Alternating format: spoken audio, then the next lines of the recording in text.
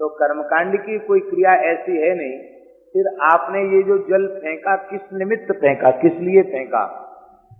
तो रघु जी ने कहा कि दशग्रीव,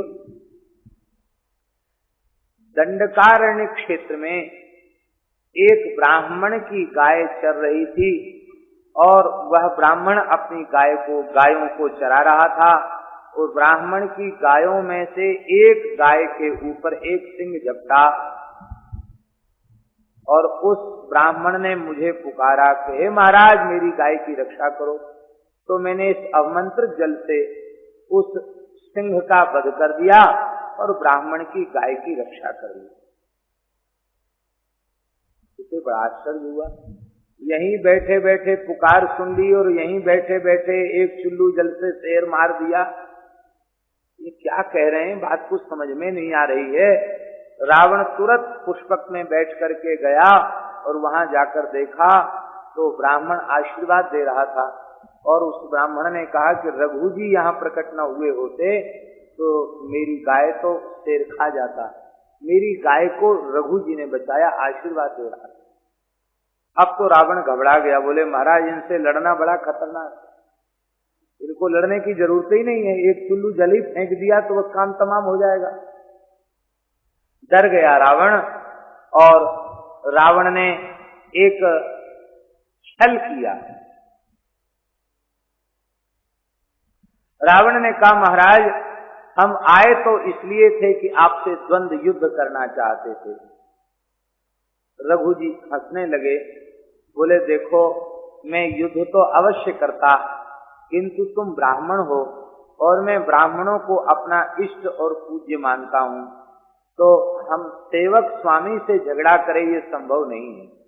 यद्यपि आपका व्यवहार बहुत अच्छा नहीं है, ब्राह्मणोचित नहीं है और मेरे राज्य में यदि आप उपद्रव करेंगे तो हम अनुशासनात्मक कार्यवाही भी करेंगे, आपको नियंत्रित भी करेंगे, लेकिन लंका में हम अनुशासन नहीं कर रहे हैं उसका एक ही कारण है, ब्राह्मण मानकर तुमको क्षमादान दिया जा रहा है, इसलिए हम तुमसे युद्ध नहीं करेंगे।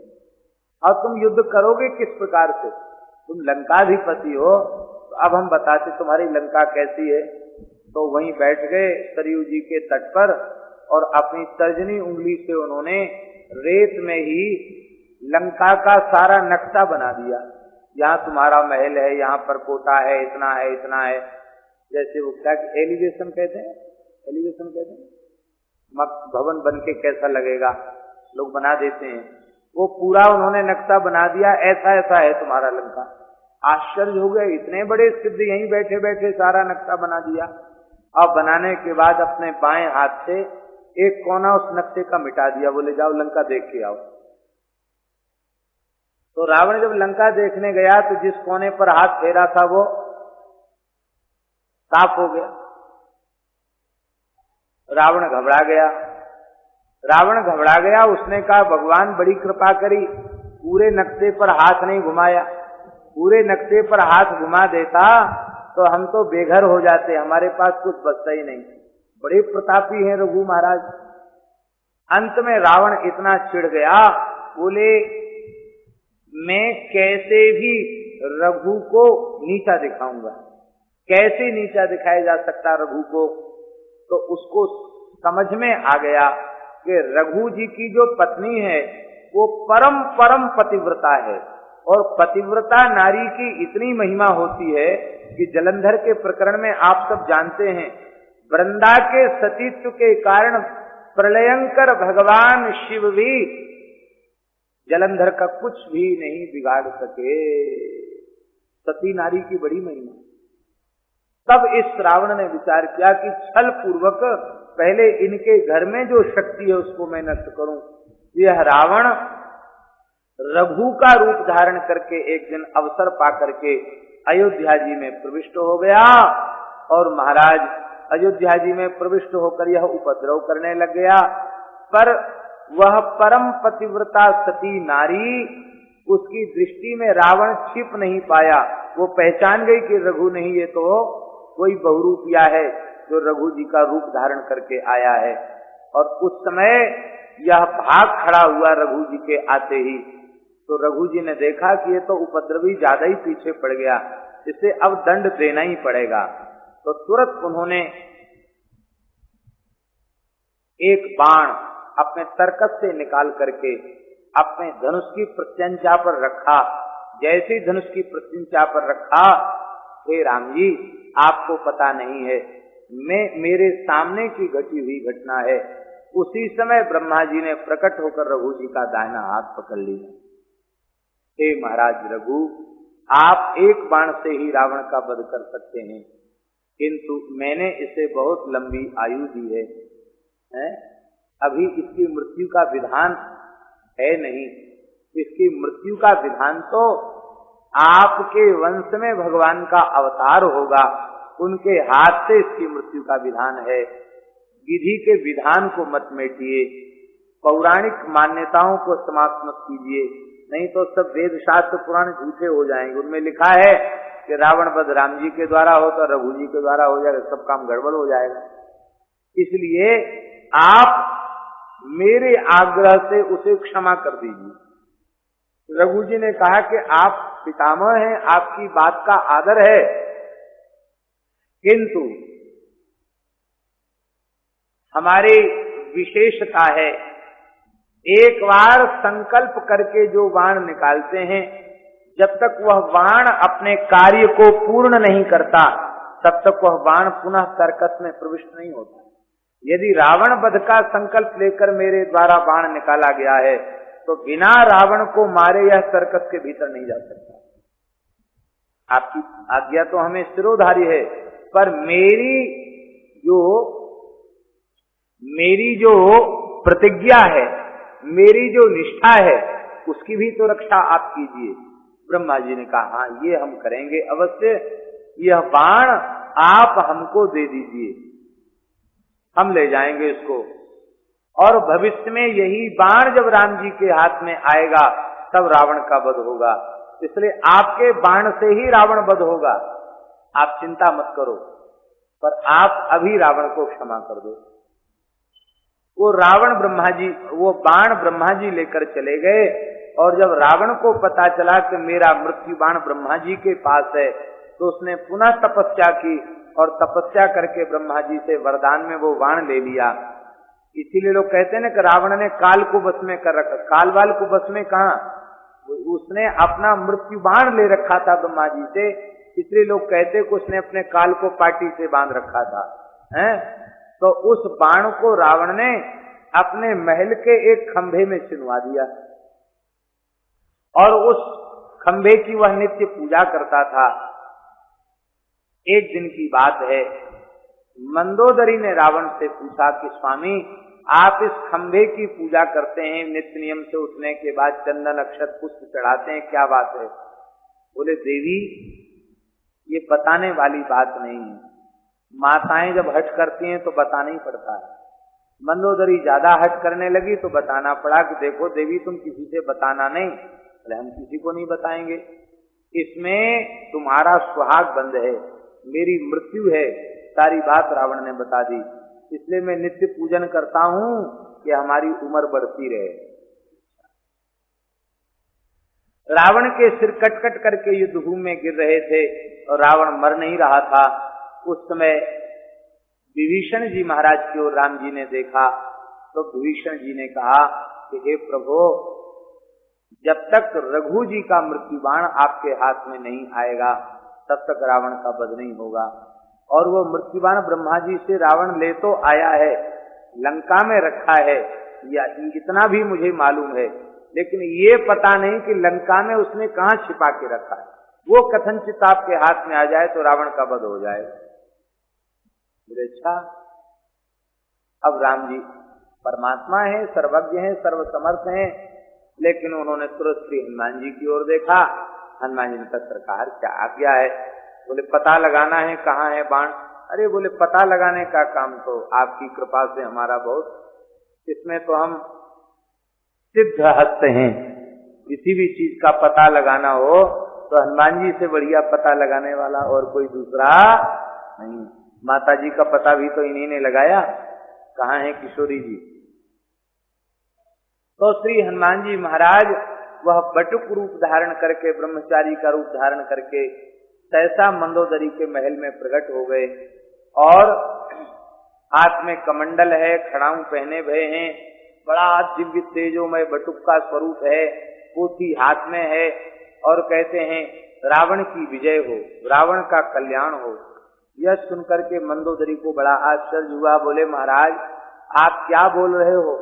मेरे पति के सिर राम जी के बाणों से कट कट करके युद्ध के मैदान में गिर रहे हैं और आप कहते रावण की विजय हो, रावण का कल्याण हो।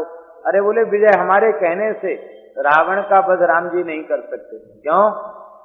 बोले हमें पता है, हम त्रिकालदर्शी हैं।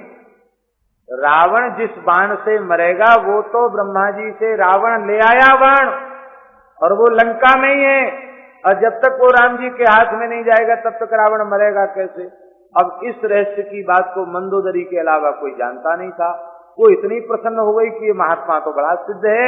उसने कहा हाँ ब्रह्मचारी जी बिल्कुल ठीक कहते, इसी स्तंभ में वो बाण है। बस हनुमान जी तुरंत प्रकट हो गए और एक लात लगाई, खंभा तोड़ करके बाण लेकर अंतर्धान होकर राम जी के पास आ गए। छाड़े सर 31, तो इसमें 10 बाण मस्तक के लिए राम जी के और 20 बाण भुजाओं के लिए राम जी के, और 31वां बाण जो था बंगला कृत्तिवास रामायण के अनुसार 31वां जो बाण था वो रघु जी महाराज का ही बाण था। तो हे प्रभु आप बुरा मत मानना है, रघु जी के बाण से ही आपने रावण का वध किया है और लंका विजय का श्रेय आपको प्राप्त हुआ है, इसलिए आप रघु जी के प्रति कृतज्ञ रहिए।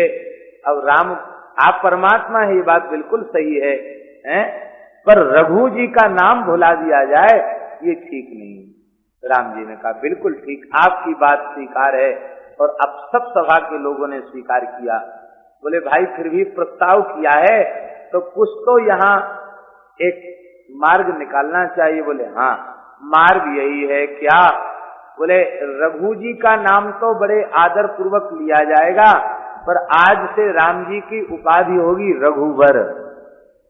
रघुसु वरह, रघु जी के खानदान में सबसे बड़े श्री राम जी हैं, तो रघुवर यह उपाधि, रघुवर यह नाम राम जी का दिया गया है।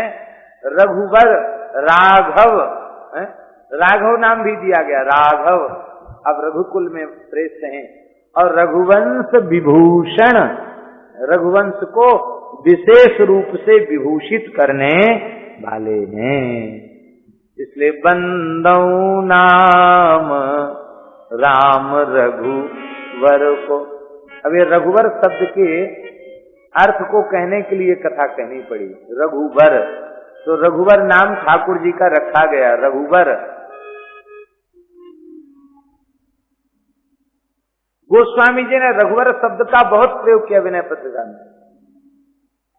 रघुवर रावर यह बढ़ाई, अनेक जगह राघव, रघुवर, रघुनाथ,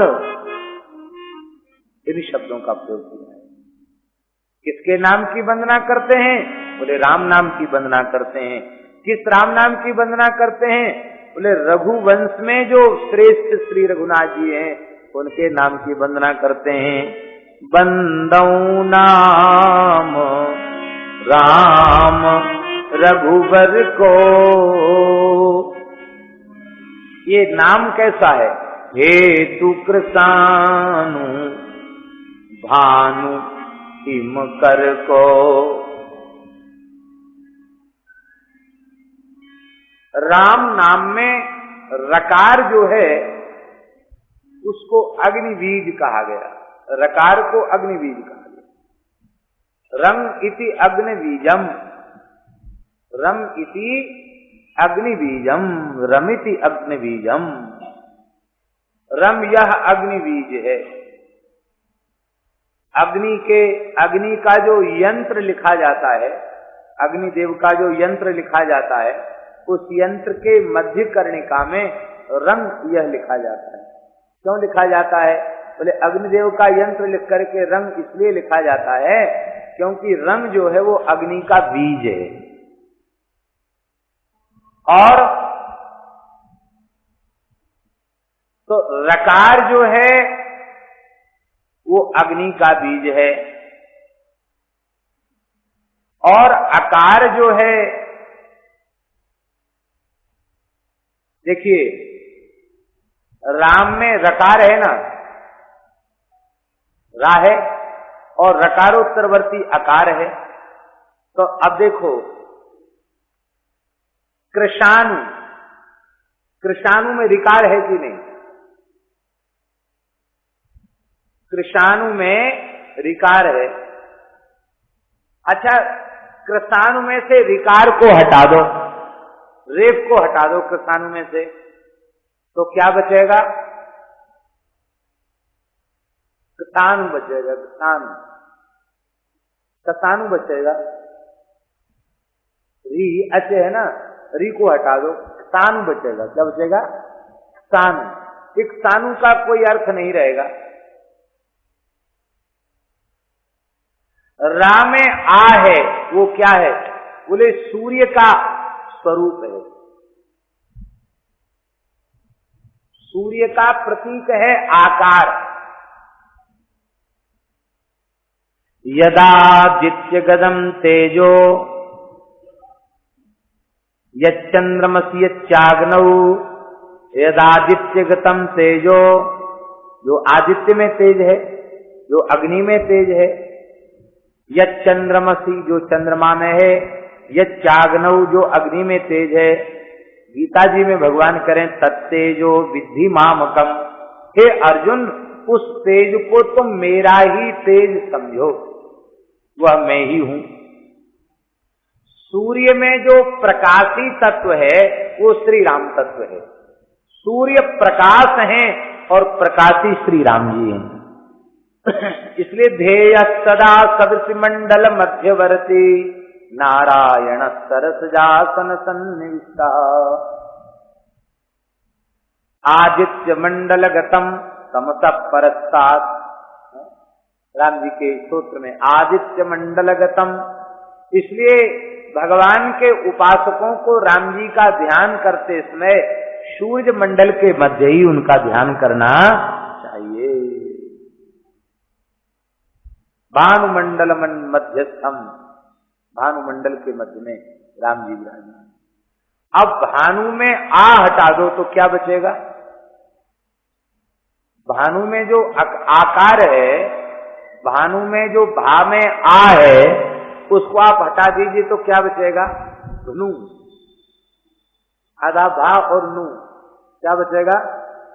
धनु।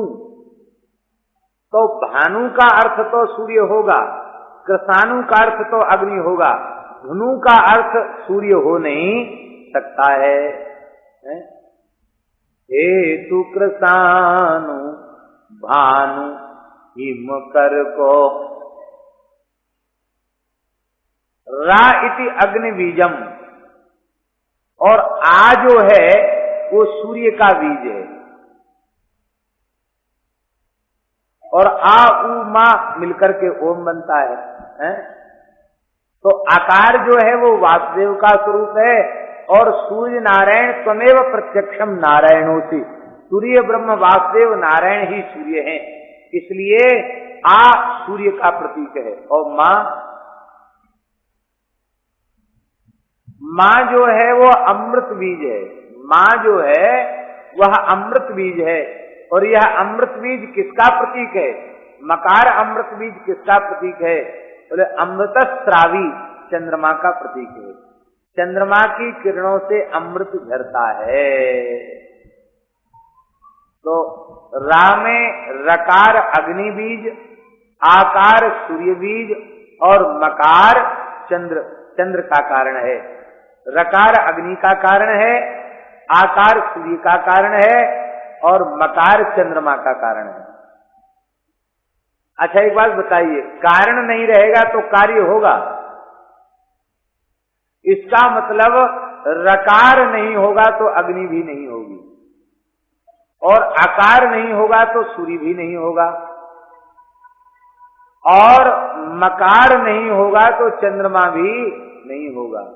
अच्छा एक बात बताइए, अग्नि नहीं हो, सूर्य नहीं हो और चंद्र नहीं हो तो ये ब्रह्मांड रहेगा, ये सृष्टि रहेगी, हम आप सब रहेंगे? बहुत विस्तार की आवश्यकता नहीं है।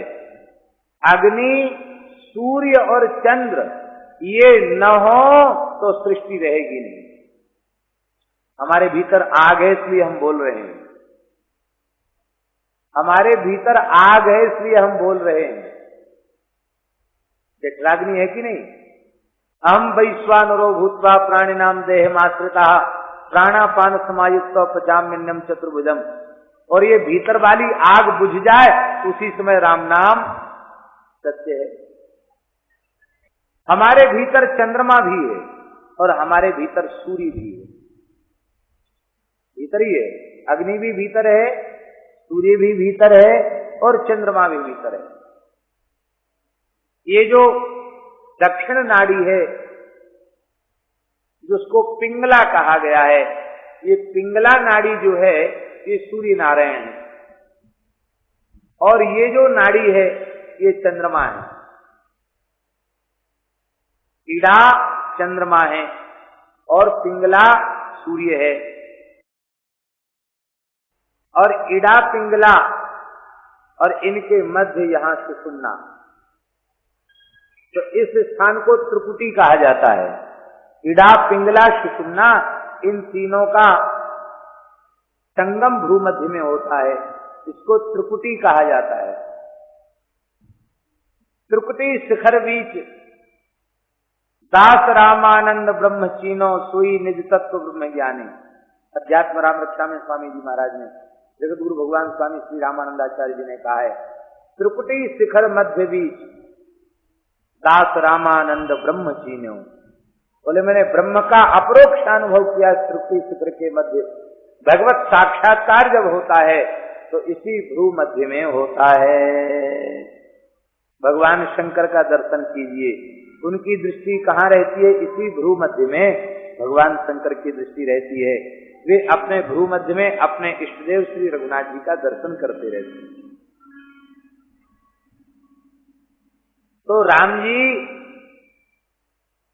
चंद्र स्वर पूरी तरह विकृत हो जाए तो मृत्यु हो जाएगी, और सूर्य स्वर बंद हो जाए, सूर्य नाड़ी अस्तित्व शून्य हो जाए, अर्थात शरीर में चंद्रमा न रहे तो इतना ताप बढ़ जाएगा कि शरीर जल जाएगा, नष्ट हो जाएगा। सूर्य की गर्मी को चंद्रमा ठंडक पहुंचाता है, अग्नि को और सूर्य को दोनों को ठीक स्थिति में चंद्रमा रखता है। और महाराज ये सूर्य चंद्रमा ही हो, सूर्य और अग्नि न हो तो ये शरीर बर्फ की सिल्ली बन जाएगा, ये जीवित नहीं रहेगा। अकेले चंद्रमा से भी जीवित नहीं रहेगा। चंद्र, सूर्य और अग्नि इन तीनों का बराबर योगदान है। यदि चंद्र, सूर्य और अग्नि न हो तो ये पिंड शरीर ही नहीं होगा, और जब ये पिंड शरीर नहीं होगा तो ये ब्रह्मांड भी नहीं होगा। और अग्नि और सूर्य और चंद्र का मूल कारण क्या है? बोले श्री राम नाम महाराज। अग्नि, चंद्रमा और सूर्य का मूल कारण है। इसका मतलब श्री राम नाम नहीं होगा तो चंद्र, सूर्य, अग्नि नहीं होंगे, और चंद्र, सूर्य, अग्नि नहीं होंगे तो ये पिंड ब्रह्मांड कुछ भी नहीं होगा। इसका मतलब ये अनंत कोटि ब्रह्मांड श्री राम नाम से हैं। राम नाम न हो तो ब्रह्मांड की स्थिति संभव नहीं है, न हमारी स्थिति संभव है और न इस ब्रह्मांड की स्थिति। इसलिए हेतु कृसानु भानु हिम कर को, गोस्वामी जी की बड़ी विचित्र शैली, हिम कर को। अब हिमकर में मकार है जो चंद्रमा का प्रतीक है, अब हिमकर में मकार हटा दो, क्या बचेगा? हिमकर में मां हटा दो तो क्या बचेगा? हिकर बचेगा, हिकर। हिकर का कोई अर्थ नहीं, कोस उठा के देख लो, हिकर का कोई अर्थ नहीं। हिमकर का अर्थ तो चंद्रमा है, पर हिकर का अर्थ चंद्रमा नहीं होगा।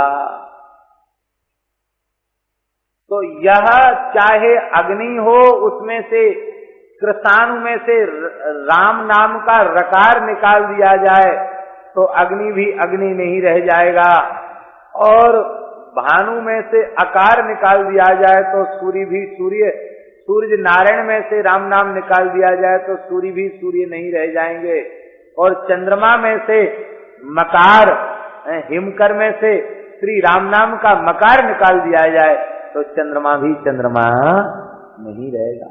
हेतु कृतानु भानु हिमकर को, एक भाव। दूसरा भाव यह है राम जी, प्रत्येक अध्यात्म पथ के पथिक साधक के जीवन में तीन बातें अत्यंत अत्यंत रूप से अनिवार्य हैं। तीन बात हर व्यक्ति चाहता है, हर व्यक्ति उसको ये तीनों बातें उसके जीवन में आनी चाहिए। यदि नहीं आई तो उसको अपने आध्यात्मिक जीवन में किसी भी प्रकार की कोई उपलब्धि नहीं होगी, अनुभूति नहीं होगी। और हम दूसरे शब्दों में कहें, इन तीनों बातों में ही सारा अध्यात्म सिमटा है, तो भी कोई अन्यथा बात नहीं होगी। पहली आवश्यकता साधक की ये है कि उसकी अनंत जन्मों की शुभाशुभ कर्मों की राशि जलकर भस्म हो। ये पहली आवश्यकता। अनंत जन्मों की कर्म राशि जल करके भस्म हो, ये पहली जरूरत है। क्योंकि जब तक वह कर्म की राशि रहेगी, अरे राशि की बात छोड़ दो, एक भी कोई कर्म अवशिष्ट रहेगा तो उसके फल भोग के लिए इस दुखमय संसार के चक्र में पड़ना पड़ेगा। और हम भक्ति के पथ पर भी चले, अध्यात्म के मार्ग पर भी चले, और हमारा संस्कृति का चक्र नहीं छूटा, तो बताइए हमें क्या उपलब्धि हुई, क्या लाभ हुआ? नारद जी ने तो भागवत के पंचम स्कंध में यहां तक कहा है कि जैसा मृत्यु से भय देह गेह में आसक्त विषयी पुरुषों को होता है, ऐसा मृत्यु से भय भजन साधन नाम जप कथा कीर्तन सत्संग करने वाले साधक को हो जाए। तो नारद जी ने बिना किसी संकोच के कहा है कि उस व्यक्ति की सारी साधना उपासना जप पाठ पूजा ध्यान आदि वो श्रम एव ही केवलम, वो कोरा परिश्रम है, उसका कोई फल नहीं। नारद जी, आप लोग कहेंगे कोरा फल, कोई फल नहीं, इसका मतलब क्या है? तो क्या है? पंचम स्कंध में नारद जी ने कहा इसको, इस समय उठ नहीं रहा श्लोक, उसका भाव हमने कर दिया, वो अलग है। बहुत सुंदर श्लोक। बोलो वृंदावन बिहारी लाल की। ठाकुर जी कभी कभी लीला करते हैं ऐसी, वो कहते भाई तुम बोलने वाले हो, बोलने वाले हम हैं, जो बुलवाएंगे वो बोलोगे, नहीं तो कुछ भी याद रहे बोल नहीं पाओगे। बोलने वाले ठाकुर जी, हम नहीं बोलेंगे। सैकड़ों बार कहा गया श्लोक है, बहुत ही सुंदर श्लोक है। कहते हैं कि हे भगवान, जैसा मृत्यु से भय देह गेह में आसक्त विषयी पुरुषों को होता है, ऐसा कुकुले वराच्ययात यस्य यत्न श्रम एव केवलम। कुकुले वराच्ययात, इस नाशवान शरीर के प्रति मोह ममता रखने वाले व्यक्ति जैसे मरने के नाम से घबराते हैं, ऐसे भजन कीर्तन सत्संग करने वाला, श्री राम जय जय राम करने वाला मरने के नाम पे घबराए कि हाय रे हाय, अब मौत आ गई, अब हमारा क्या होगा। नारद जी कहते हैं कि उसकी की गई साधना श्रम ही है, उसका कोई फल नहीं। क्यों? बोले इतने दिन तक भजन साधन सत्संग करने के बाद भी उसका प्रेम भगवान में नहीं हो पाया। इस नाशवान शरीर संसार में उसके संबंधों में ही प्रेम बना रहा। शरीर में प्रेम होता इसलिए हम मरने के नाम से घबराते हैं, और शरीर में प्रेम न हो तो यही मरने से जग डरे, तो मेरे आनंद कब मरी हो कब भेंटियो पूर्ण परमानंद। कब मरी हो कब भेंटियो पूर्ण परमानंद। कीर्तन करने वाले, भजन करने वाले तो हर समय तैयार बैठे रहते। अभी कहें राम जी अभी चलने के लिए तैयार हैं, अरे बच्चे छोटे छोटे हैं, ये काम बाकी है, वो काम बाकी है। ये बात यदि दिमाग में है तो अभी आप अध्यात्म के पथ पर चले नहीं, कोई काम बाकी नहीं है। क्या करें, हम ना होते तो ये सब नहीं होता। मर के देखो तुम, कोई काम रुक जाए तो जान, मर के देखो कोई काम दुनिया का रुकने वाला नहीं। जो जो होना है वो अपने समय से हो जाएगा। पर मनुष्य अपनी खोपड़ी पे ये बात लादे हुए है कि अरे हमारा रहना बहुत जरूरी है, हम ना होते तो पता नहीं क्या होता। इस जगत की किसी भी वस्तु के लिए, किसी भी व्यवस्था के लिए हमारा होना जरूरी नहीं। जगत की किसी वस्तु ने हमको बांध नहीं रखा है, क्योंकि हम चेतन हैं और जगत की वस्तुएं जड़ हैं। जड़ में चेतन को बांधने की सामर्थ्य कहाँ है? इन जड़ पदार्थों के प्रति जो हमारी ममता है, इस ममता की रस्सी में ही हम बंधे हुए हैं। ये ममता खत्म हो जाए तो काहे का बंधन? दुकान ने बांध रखा है, मकान ने बांध रखा है, परिवार ने बांध रखा है, नौकरी चाकरी ने बांध रखा, बिल्कुल नहीं बांध रखा है। हम इससे बंधे हुए हैं। हम स्वीकार कर लें कि हमको किसी ने नहीं बांध रखा है तो आनंद ही आनंद है। तो बहुत बड़ी आवश्यकता है प्रत्येक साधक के जीवन में कि उसकी अनंत जन्मों की कर्मराशि जलकर भस्म हो, क्योंकि एक भी कर्म कोई अवशिष्ट रह जाएगा तो उसको भोगने के लिए इस संसार में फिर आना पड़ेगा। ये कर्म राशि जलेगी कैसे? मलुक राशि कह रहे हैं, राम नाम एक रति, राम नाम एक रति, पाप के कोटि पहाड़। एक पहाड़ नहीं, पाप के कोटि पहाड़। ऐसी महिमा नाम की जारी करे संसार। ऐसी महिमा नाम की जारी करे सब सार। नाम की ऐसी महिमा है कि ऐसी महिमा नाम की जारी करे सब सार। सारी कर्म राशि को जला करके यह भगवान नाम भस्म कर देता है।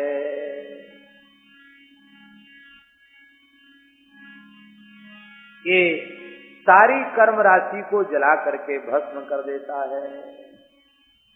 इसलिए मलुकदास जी महाराज ने स्पष्ट शब्दों में कहा है, बहुत प्यारा भाव। बोले भैया यदि तुम राम नाम नहीं लोगे तो ये कर्म राशि का पहाड़ जलकर भस्म होने वाला नहीं है, और ये पर्वत जलकर भस्म नहीं होगा, तो इसी चक्र में पड़े रहना पड़ेगा। अब के जो हरि नाम न लेते, अब के जो हरि नाम न लेते, अब के जो हरि नाम न लेते, अब के जो हरि नाम न लेते, जम के दूत बड़े हैं जालिम, जम के दूत बड़े हैं जालिम, जम के दूत बड़े हैं जालिम, जम के दूत बड़े हैं जालिम, अकेली नरक में देते, अकेली नरक में देते, अब के जो हरि नाम लेते, अब के जो हरि नाम न लेते, ताकत कावे सील न राखे, इतनी में सुन पाई, ताकत कावे सील न राखे, इतने में सुन पाई, तब ही जाई के माला लीनी, तब ही जाई के माला लीनी, प्रीति राम सोनाई, प्रीति राम सोनाई, प्रीति नाम सोलाई, प्रीति नाम सोनाई, अब के हरि नाम न लेते, अब के जो हरि नाम न लेते, और नाम नहीं लेते हैं तो क्या होगा? बोले जम के दूत बड़े हैं जालिम, बड़े जालिम है महाराज, वो मार मार डंडा मुगदर नरक में पकाएंगे, रौरव नरक में गिरना पड़ेगा। अरे बोले हम तो शक्ति की उपासना करेंगे। बहुत ध्यान से सुने, शक्ति की उपासना का निषेध नहीं कर रहे हैं मलुकदास जी, देवी की उपासना का निषेध नहीं कर रहे हैं, पर जिस काल में मलुकदास जी का जन्म हुआ था उस काल में देवी देवताओं के नाम पर पशुओं की हिंसा, देवी दुर्गा के नाम पर बकरा काटना, मांस खाना, मद्यपान कर लेना, इसकी बड़ी परंपरा थी और लोग मानते थे कि ये उपासना है, ये भक्ति है, इससे जीव का कल्याण होगा। मलुकदास जी कहते हैं, मलुकदास जी का जो जन्म हुआ वो भी एक शक्तिपीठ में हुआ। कड़ा जो है, भगवती के जो अंग प्रत्यंग गिरे हैं उनमें भगवती का जहां कड़ा गिरा है वो कड़ा मणिपुर प्रयाग के पास, तो 51 शक्तिपीठों में एक शक्तिपीठ है, इसलिए वहां शक्ति की उपासना का बहुत बोलबाला था और किसी जमाने पर जीव हिंसा भी अपने चरम सीमा पर थी। मलुकदास जी कहते हैं, ताकत कावे सील न राखें। हमने सुन लिया, यहाँ भले ही तुम देवी दुर्गा के नाम पर बकरा काटते रहो और उटपटांग चीज खाते पीते रहो, पर मरने के बाद नरक जाना पड़ेगा। वहां तुम कहोगे कि हम तो भक्ति के नाम पर ये सब करते थे, धर्म के नाम पर ये सब करते थे, वहां तुम्हारी कोई बात सुनी नहीं जाएगी। मलुकदास जी कहते साकत कावे शील न राखें इतनी मैं सुन पाई। मैंने संतों के चरणों में जाकर जब ये बात सुनी तो वहां तिलक और कंठी का शील चलता है, वहां ये वाम मार्ग की जो उपासना है, अखाद्य अपेय पान करने वाली जो उपासना है, वो उपासना वहां काम देने वाली नहीं है। तो बोले तब ही जाई के माला लीनी। बस मैंने जैसे ही सत्संग में सुना, वहां तो तिलक कंठी की पूछ है, यहाँ और किसी की उपासना की पूछ नहीं है, राम नाम कीर्तन की पूछ है। बस मैं तुरंत माला ले आया और राम राम राम राम राम राम राम राम जपने लग गया। तब ही जाई के माला लीनी, तब ही जाई के माला लीनी, प्रीति राम सोला प्रीति राम सोला विषयन के संग बकी बकी मरते, जन्म अकारत जाता। विषयन के संग बकी बकी मरते, जन्म अकारत जाता। भरम भरम चौरासी परते, भरम भरम चौरासी परके, जन्म अकार भली भई कुशलाता। भली भली कुशलाता। सबके नाम अब के जो हरि नाम विषयन के संग बकी बकी मरते, विषयन के संग बकी बकी मरते, जन्म अकारत जाता। जन्म अकारत जाता।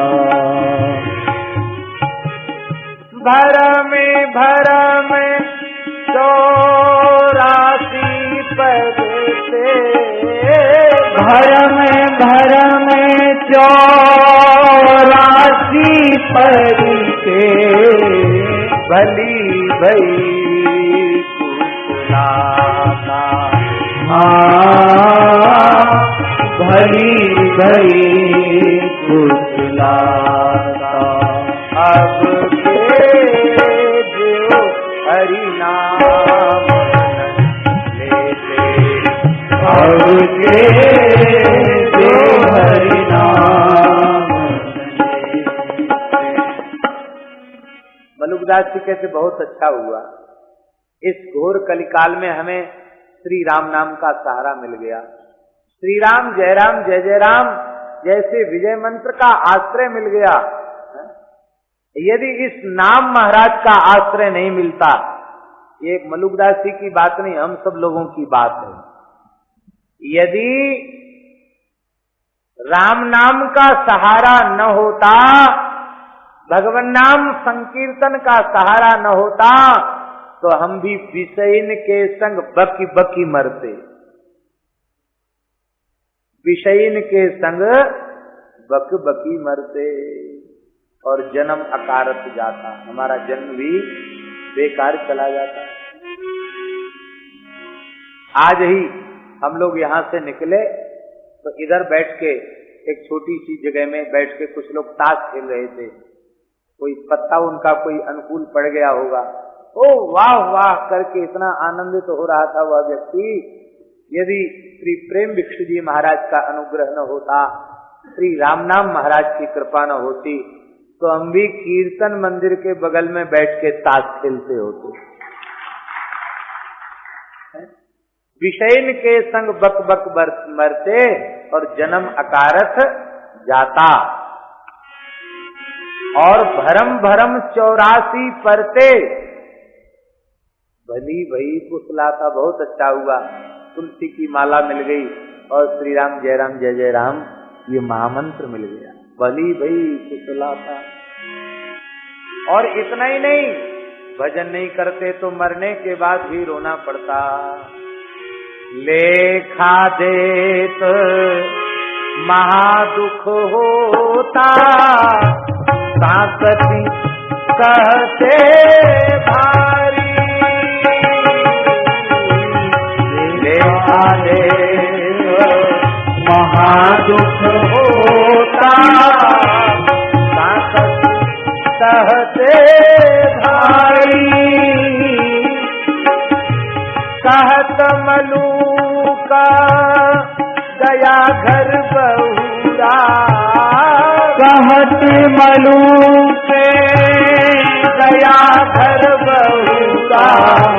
एक कहत मलूक गया घर बहुरा, कहत मलूक गया घर बहुरा। कृपा कीन मुरारी, कृपा दीन मुरारी। सब तेज हरि नाम लेते, जो हरि नाम न लेते। यम के दूत बड़े हैं जालिम, यम के दूत बड़े हैं जालिम। धकेली नरक में दे, धकेली